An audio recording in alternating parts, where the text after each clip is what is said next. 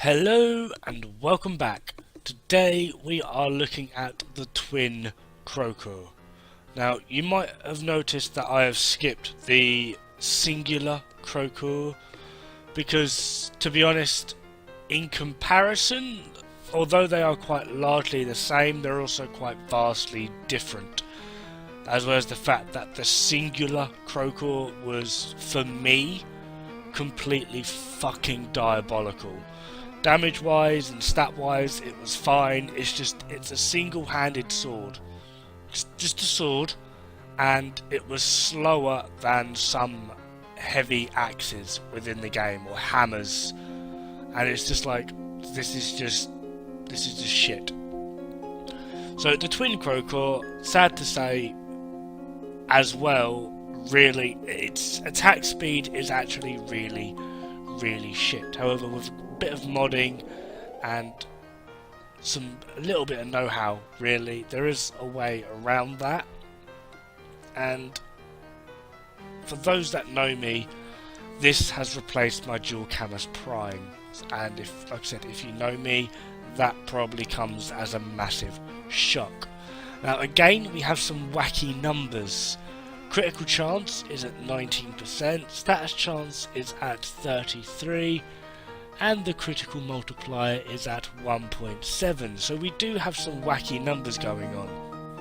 Now it is a slashed based weapon, which does mean that a viral slash build is viable. However, if you want to go for that, like I have, you're going to have to find a way around that 0.917 attack speed, which is quite easily done by utilising both Fury, or Primed Fury if you've got that far, and Berserker. If you haven't got as far as Primed Fury, a standard vanilla Fury will do you just fine. You just won't be going as absolutely mental as I am showing in this video. Now, before I actually fully tested this weapon, I was actually so confident in its capabilities, I jumped straight into Sortie 3. At the moment, at this point, it is a mobile defense Eczema stronghold. Not the most challenging thing on the planet, but I was going to go melee only with beloved old Necros and just go absolutely frigging crazy.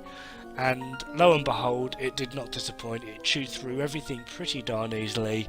So, like I said, it has replaced my dual Camus Prime, which is probably my most preferred and favoured weapon. It has, for me, dual Camus Prime was a beast. No matter what else came out, it couldn't compare to dual Camus Prime, partly due to stats as well as attack speed, overall damage, crit chance, crit multiplier, and status chance.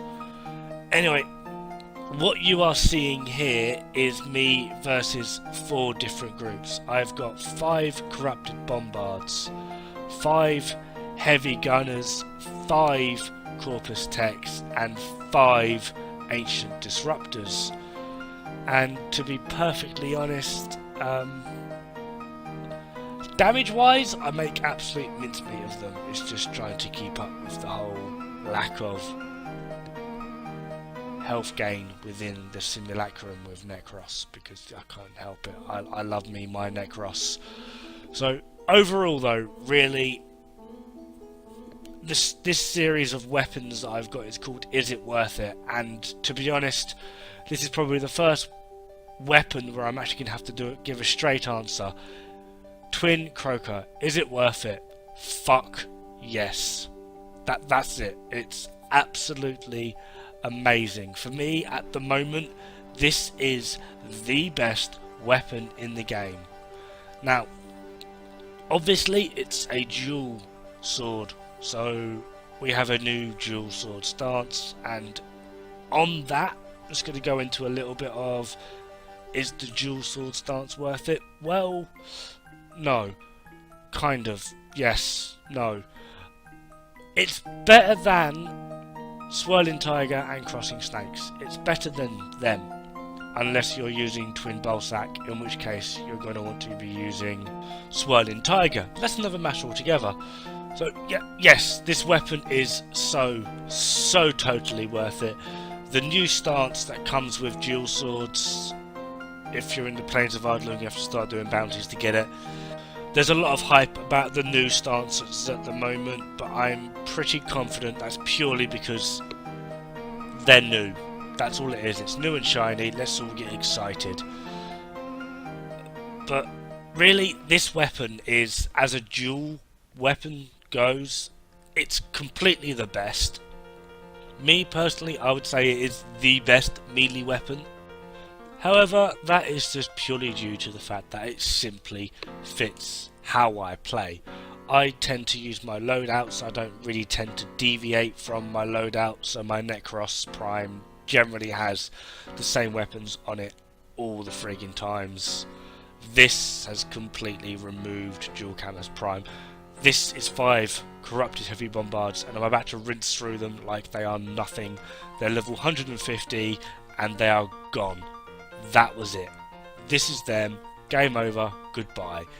So, now for the build. Prime Pressure Point, Virulent Scourge, Vicious Frost, Blood Rush, Drifting Contact, Condition Overload, Berserker and Prime Fury. Like I said, if you didn't have Prime Fury, a normal Fury would do. However, if you are happy with the decrease in attack speed, Primed Reach would suit you quite well, or perhaps just adding Fever Strike just to get a little bit more of the IPS ratio for a more balanced viral / combination. Anyway, that is me. Thank you very much for watching, and I will see you pretty darn soon. Ta-ra!